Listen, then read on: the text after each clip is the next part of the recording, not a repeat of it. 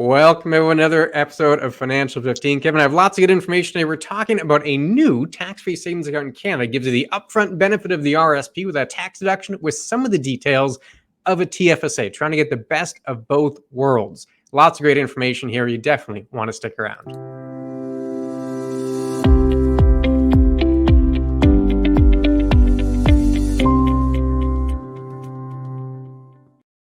Yeah, it's rare that we get both combinations of tax deduction and tax-free savings. So we're going to have to take a look at what this is all about.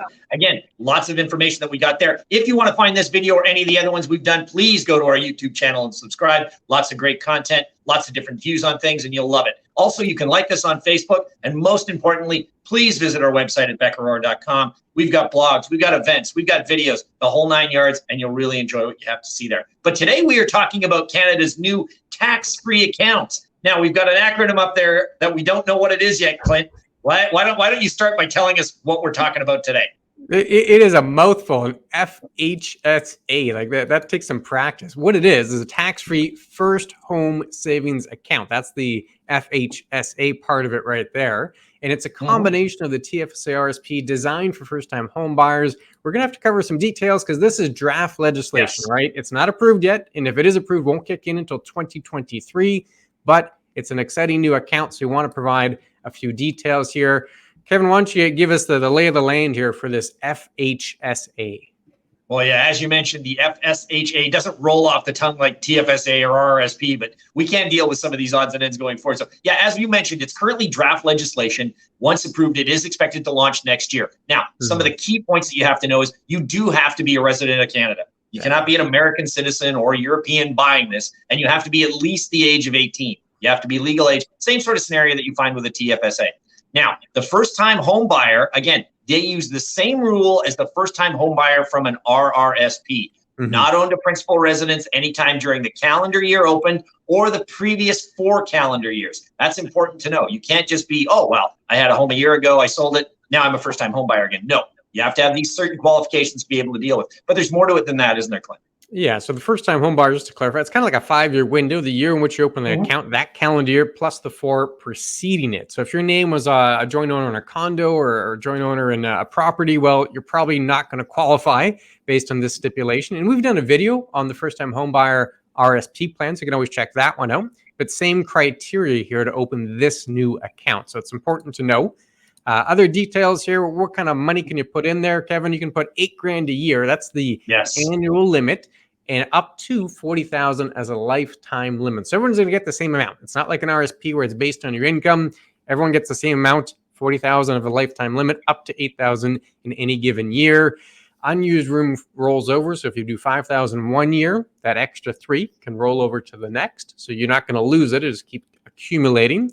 And you have a 15-year window here, or the age of 71. So if you're doing this later in life, you'd have until 71. If you're doing this earlier in life, you'd have a 15-year window to which you're allowed to add up to $40,000 and use this account. Now, some of the details, the investments inside there, same as the RSP, TFSA, so stocks, bonds, mutual funds, alternative investments, same slew of investments qualify for this account as qualify for those accounts. And the penalty, same penalty, 1% per month if you go over the contribution limit. So if you do put too much in, you go over that $8,000 per year or over that $40,000 throughout the lifetime of the account, unfortunately, you're going to have that penalty just like the RSP and the TFSA. But now let's get to the showstopper here, Kevin, some of the big benefits in terms of the tax details. Yeah, I mean, and this is where it really comes into play. And as we mentioned, it's $8,000 a year, $40,000 lifetime. Remember, unlike the TFSA when it first came out, that $8,000 a year is total. So if you have it at a variety of different institutions, you can't do $8,000 at each institution. It's $8,000 total. But as we say, the big advantage that this one gets right now is the fact that contributions are not only tax deductible like an RSP, but they also grow tax free like a TFSA. So you get the best of both worlds here. Similar to the RSP, as we say, don't need to use the deduction in the year that you have it. So if you put the $8,000 in and you only want to put $4,000 as a deduction, you can carry that $4,000 forward going on, and it's not going to affect you with regard to the first home savings account.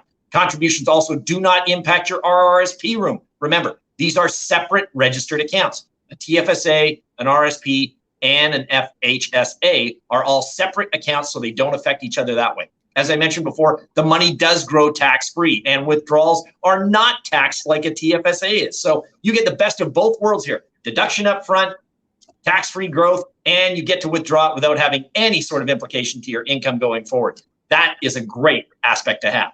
Yeah, it is. It really is. Kind of taking an RSP, TFSA, and kind of merging them into one and taking the best features of both. So you get the upfront deduction, but you don't have to pay any tax when you take the money out. So it's kind of the best of both there. Important to note, like you said, if someone's saving for a new home, you might be thinking, well, maybe if I'm saving, I'm struggling, I'm not in a high income tax bracket. So I'm repeating the feature you mentioned. You don't have to use the deduction the year in which you put the money in.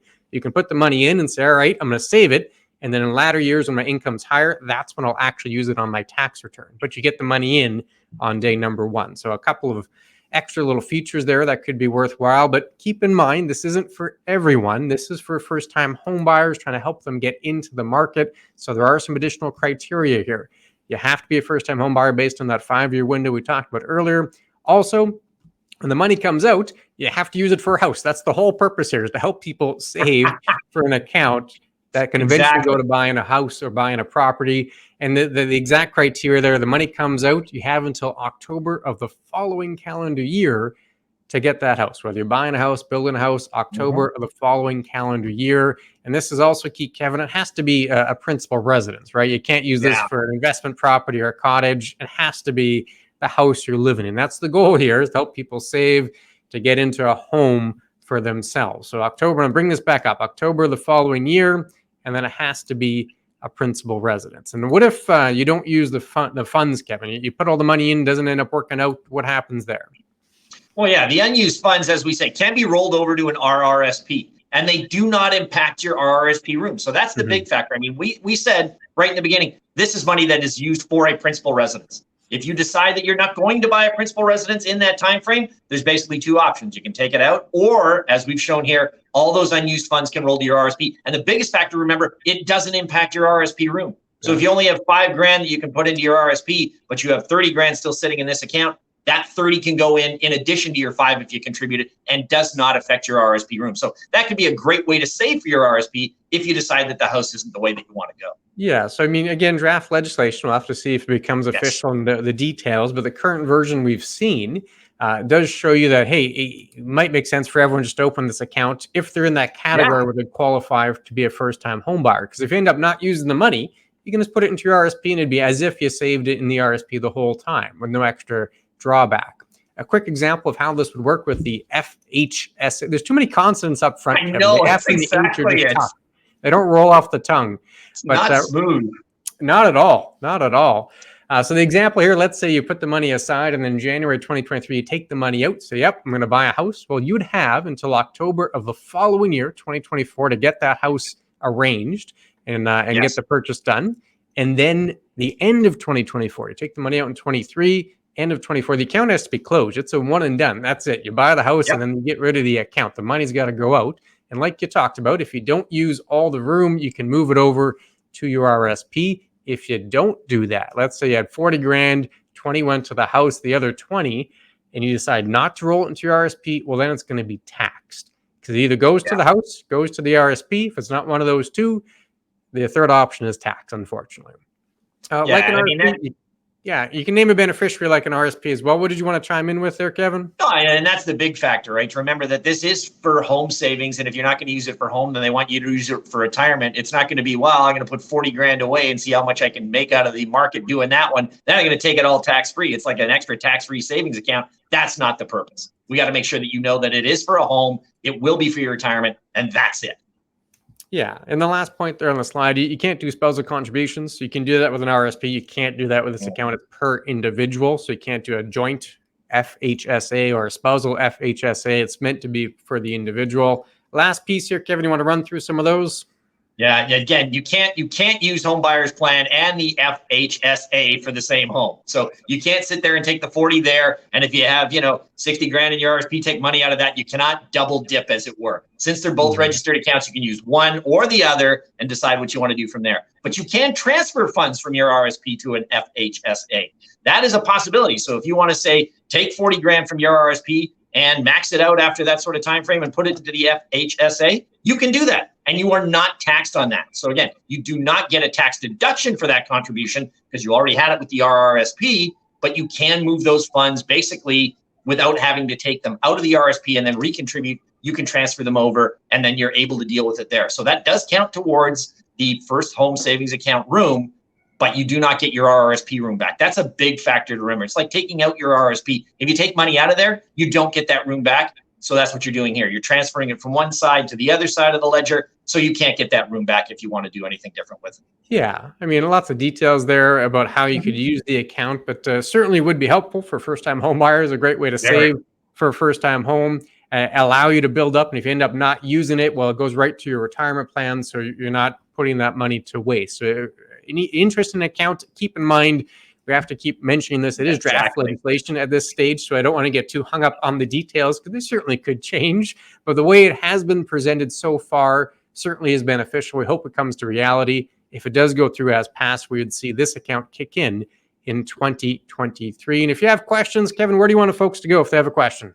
If you want, go to chatwithclintonandkevin.com. You can ask questions on this. We will give you the answers that we have based on the draft legislation that's out there or anything else. If you want to know about RSPs, TFSAs, or anything in regard to your financial plan, we are here for you and we want to help out best we can. Other than that, I think that we've done a decent job describing the new tax-free account that's coming around. And we do have lots more topics coming for you in the times coming forward.